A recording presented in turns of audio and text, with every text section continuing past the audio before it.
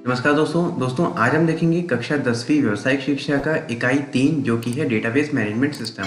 इकाई 1 में हमने देखा राइटर डॉक्यूमेंट, इकाई 2 था कैल्क स्प्रेडशीट और ये इकाई 3 है जिसमें हम देखेंगे डेटाबेस मैनेजमेंट सिस्टम। तो आज के सेशन में हम देखेंगे डेटा क्या होता है, इन्फॉर्मेशन क्या होता है, डीबीएमएस क्या है, इसके कुछ मॉडल्स, इसमें डेटा कैसे स्टोर किया जाता है, इसके क्या क्या यूजेस हैं। इन सभी टॉपिक्स पर आज हम बात करने वाले हैं। तो चलिए वीडियो को शुरू करते हैं, पर उसके पहले चैनल को सब्सक्राइब करना ना भूलें।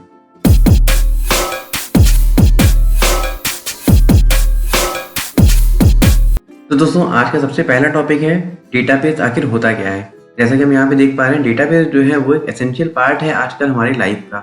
जैसे कि हम सालों से एक डेटाबेस के साथ इंटरेक्ट करते आ रहे हैं या फिर हम सालों से एक डेटाबेस को यूज करते हुए आ रहे हैं, चाहे वो एक डिक्शनरी हो या फिर एक टेलीफोन डायरेक्टरी। डिक्शनरी में अगर आपको एक वर्ड सर्च करना होता है तो आप एक एक वर्ड को वन बाय वन ट्रेवर्स करते हैं।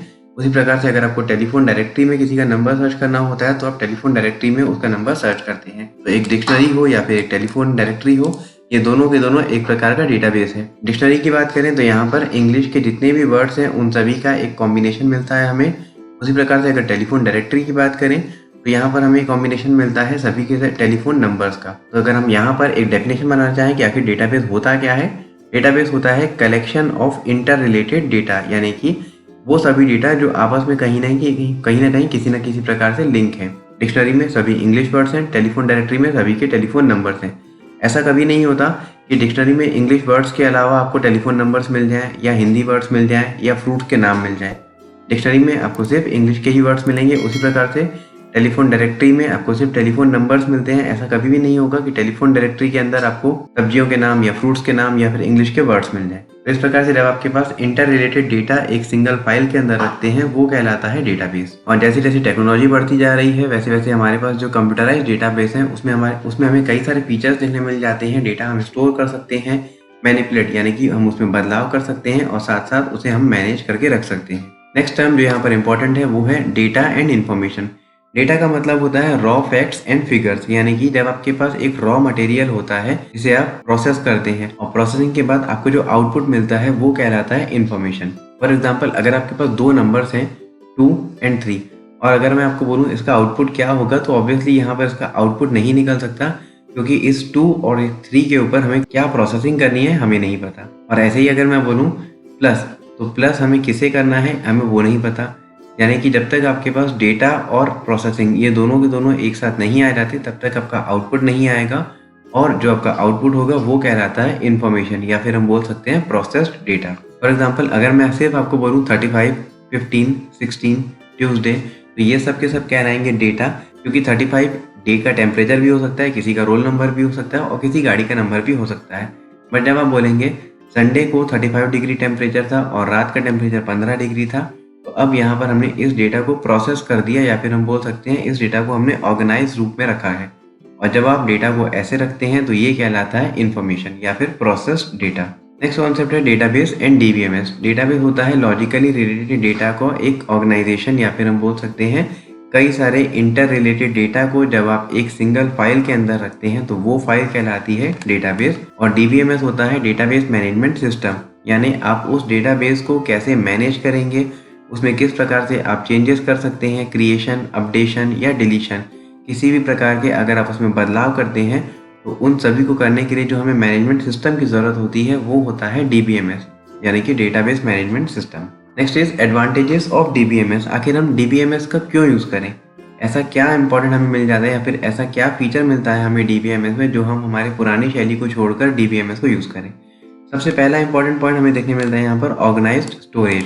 आपका जो स्टोरेज है वो हमेशा ऑर्गेनाइज्ड होता है, यानी कि एक प्रॉपर मैनर में आपका पूरा का पूरा डेटा रखा हुआ रहता है और आप इससे डेटा को इजीली स्टोर भी कर सकते हैं और रिट्रीव भी कर सकते हैं, यानी कि आप इसमें डेटा को स्टोर भी कर सकते हैं और यूज़ भी कर सकते हैं। सेकंड जो फीचर है इसका वो है डेटा एनालिसिस।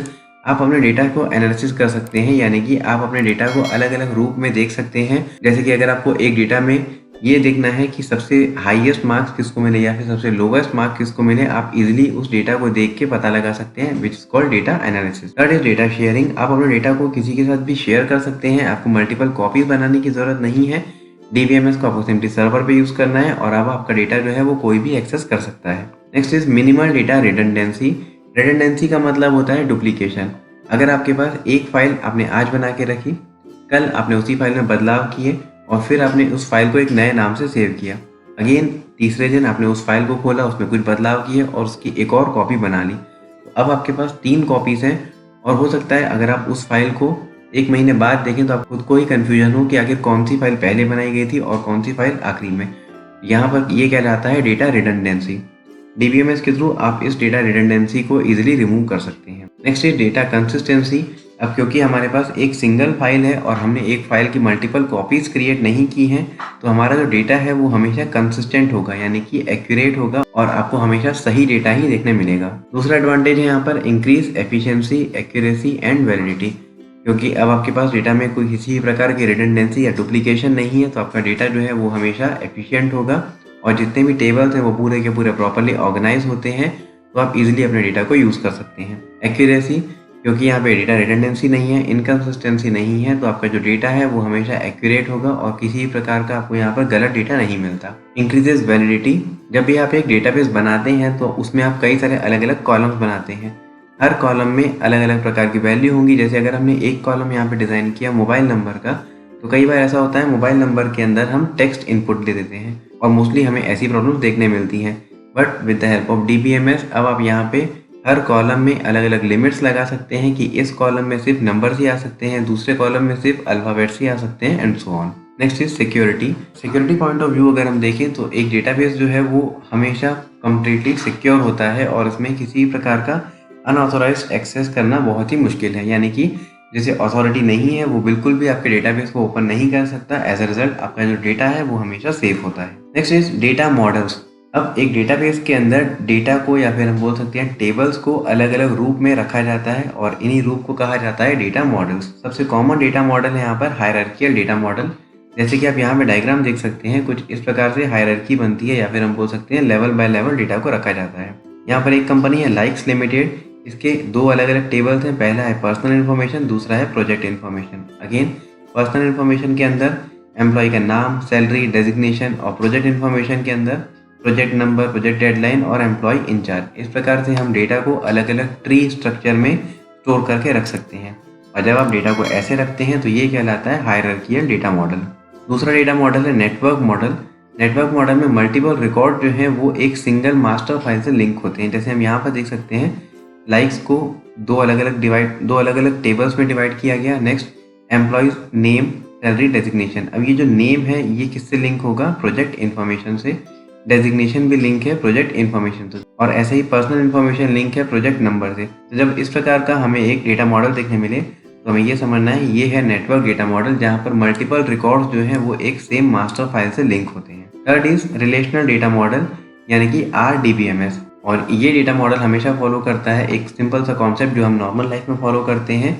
ये 2 या 2 से अधिक टेबल के बीच में एक कॉमन कॉलम को लेके कभी भी एक रिलेशन को डेवलप करता है। आगे आने वाले वीडियोस में हम देखेंगे कि रिलेशनल डेटा मॉडल का यूज़ करके हम अलग अलग टेबल्स को कैसे लिंक कर सकते हैं। रिलेशनल डेटा मॉडल जो है वो 1970 में EF कॉर्ड के द्वारा बनाया गया था और ये जो है सबसे ज़्यादा और कॉमन टाइप का डेटाबेस मॉडल है जो आजकल हम यूज़ करते हैं।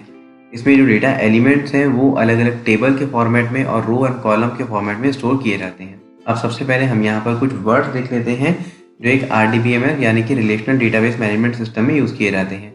सबसे पहला जो वर्ड है दैट इज़ टेबल। टेबल का मतलब होता है collection of logically related records, यानी कई सारे अलग अलग रो को जब आप कंबाइन करते हैं तब आपका एक टेबल बनता है। जैसे कि यहाँ पे एक एग्जांपल दिया हुआ है, एक एम्प्लॉय का नाम हो सकता है, डेजिग्नेशन, डिपार्टमेंट और उसके साथ साथ कई सारी उसकी डिटेल्स। तो जब एक एम्प्लॉय की मल्टीपल डिटेल्स हम रखते हैं तो ये कहलाएगा एक रो, और ऐसे ही जब आप बहुत सारे रो को कंबाइन करते हैं तब आपको मिलेगा एक टेबल। सेकेंड इज फील्ड और कॉलम और एट्रीब्यूट। फील्ड का मतलब होता है कॉलम्स। जैसे कि हम मोस्टली एक टेबल बनाते हैं तो हम वहाँ पे लाइंस खींच के अलग अलग कॉलम ड्रॉ करते हैं। उसी प्रकार से एक DBMS में भी जब आप डेटा को स्टोर करते हैं तो यहाँ पर आपके पास कॉलम्स होते हैं और कॉलम्स का ही दूसरा नाम होता है फील्ड और एट्रीब्यूट्स। कुछ और टर्मिनोलॉजीज हैं that is data value. Data value का मतलब होता है raw data represented in numeric character और अल्फा न्यूमेरिक फॉर्म, यानी आपके कॉलम में किस प्रकार का इनपुट आप देने वाले हैं वो कहलाता है डेटा वैल्यू। अगर मोबाइल नंबर का कॉलम है तो उसमें इनपुट हमेशा होगा एक नंबर का। अगर नेम का कॉलम है तो उसमें इनपुट हमेशा होगा एक अल्फ़ाबेट का। और अगर एड्रेस का कॉलम है तो उसमें इनपुट होगा अल्फ़ाबेट और नंबर। जैसे कि हम लिखते हैं मकान नंबर 3 या मकान नंबर 4, तो यहाँ पर मकान नंबर जो है वो अल्फ़ाबेट में आ जाएगा और 4 जो है वो नंबर में। इसे हम कहते हैं alpha numeric format. Next is record और रो। एक टेबल में या फिर एक RDBMS में जब आप एक रो बनाते हैं वो कहलाता है एक रिकॉर्ड, और एक रिकॉर्ड के अंदर मल्टीपल एंट्रीज हो सकती हैं। नेक्स्ट इज प्राइमरी की।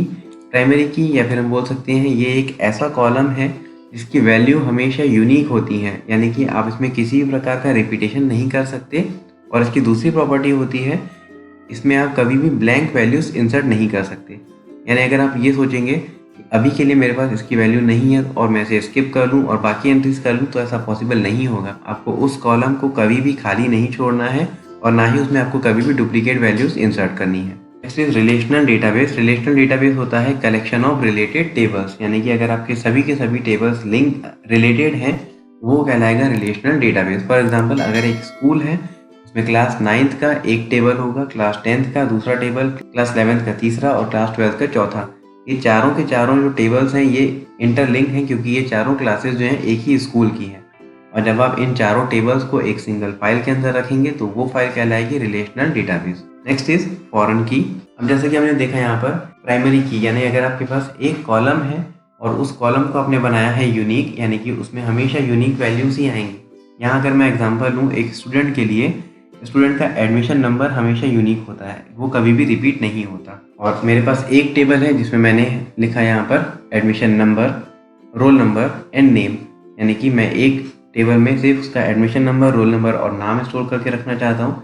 अब दूसरा टेबल है मेरे पास जिसमें इसी स्टूडेंट की बाकी इन्फॉर्मेशन रहेगी, जैसे कि father's name, mother's name and address. और अब हमें इन दोनों टेबल्स को अगर ज्वाइन करना है तो ज्वाइन करने के लिए दूसरे टेबल में भी हमारे पास एक फॉरेन की होनी चाहिए, यानी कि एक ऐसा कॉलम होना चाहिए जो इन दोनों टेबल्स में कॉमन हो। जैसे कि एडमिशन नंबर जो कि हमारे फर्स्ट टेबल में प्राइमरी की है, दूसरे टेबल में हम सेम एडमिशन नंबर का कॉलम ऐड करेंगे और इस कॉलम को अब हम बनाएंगे फॉरेन की। फॉरेन की एक ऐसा कॉलम है जिसके थ्रू आप दो अलग अलग टेबल्स को ज्वाइन कर सकते हैं। नेक्स्ट इज कैंडिडेट की।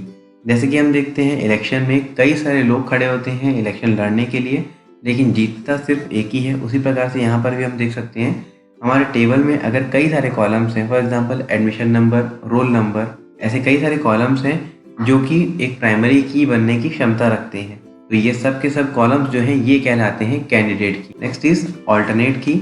अब अगर आपके पास 3 या 4 कॉलम्स हैं जो प्राइमरी की बनने की क्षमता रखते हैं, बट ऑब्वियसली सबके सब प्राइमरी की नहीं बन सकते, कोई एक ही कॉलम प्राइमरी की बनेगा। जब एक कॉलम प्राइमरी की बनता है तो जितने भी कॉलम्स जो कैंडिडेट थे वो सब बच जाते हैं और वो सभी बचे हुए कॉलम्स कहलाते हैं ऑल्टरनेट की। नेक्स्ट RDBMS में कुछ और टर्मिनोलॉजीज हैं, जैसे कि हमने अभी अभी डिस्कस किया टेबल। एक टेबल का मतलब होता है collection of data in the form of row and column. Row और कॉलम के फॉर्मेट में अगर आपका डेटा स्टोर्ड है तो वो कहलाएगा टेबल।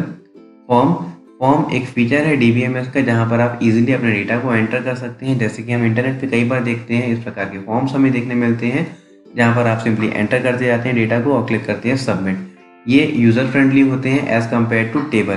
टेबल में डेटा को इंसर्ट करने में कई लोगों को प्रॉब्लम आती है, बट फॉर्म्स जो है वो काफ़ी यूज़र फ्रेंडली होते हैं। Next is query. क्वेरी का मतलब होता है क्वेश्चन। अगर आपको डेटाबेस में से ये निकालना है कि कितने लोग हैं जो दुर्ग में रहते हैं या कितने लोग हैं जो 28 साल से ऊपर हैं, तो ये सभी कहलाते हैं क्वेश्चंस। और इस प्रकार के क्वेश्चंस जो हैं वो आप डेटाबेस में इजीली अप्लाई कर सकते हैं और अपने आउटपुट को इजीली निकाल सकते हैं। Next is report. जैसे कि हमने देखा क्वेरीज उसी प्रकार से काम करता है रिपोर्ट्स, बट रिपोर्ट में आपका जो डेटा है वो हमेशा एक फॉर्मेट में या फिर एक प्रॉपर फॉर्मेट में आपको देखने मिलता है, जिसका प्रिंट आउट निकाल के किसी को भी दे सकते हैं। तो ये हैं डेटाबेस के कुछ टर्मिनोलॉजीज और डेटाबेस के कुछ कॉन्सेप्ट्स। हमारे आगे आने वाले सेशंस में हम देखेंगे कि आप एक डेटाबेस कैसे बना सकते हैं, एक डेटाबेस में डेटा टाइप क्या होता है, लिबर ऑफिस में हम एक डेटाबेस कैसे क्रिएट करेंगे, टेबल्स कैसे क्रिएट करेंगे और डेटा कैसे ऐड कर सकते हैं, डेटा को कैसे सॉर्ट कर सकते हैं टेबल के अंदर एंड सो ऑन। तो दोस्तों आज के लिए इतना ही। हमारे आगे आने वाले वीडियोस में हम देखेंगे इसका इकाई 2। अगर आपको आज का वीडियो पसंद आया तो प्लीज़ ज़्यादा से ज़्यादा लाइक करें। अगर आपके पास कोई भी डाउट्स हैं या क्वेरीज हैं तो आप हमसे कमेंट बॉक्स में पूछ सकते हैं। मैं कोशिश करूँगा जल्द से जल्द आपको आंसर देने की। और अगर आपने अभी तक हमारे चैनल को सब्सक्राइब नहीं किया है तो प्लीज़ सब्सक्राइब कर लें। Thank you.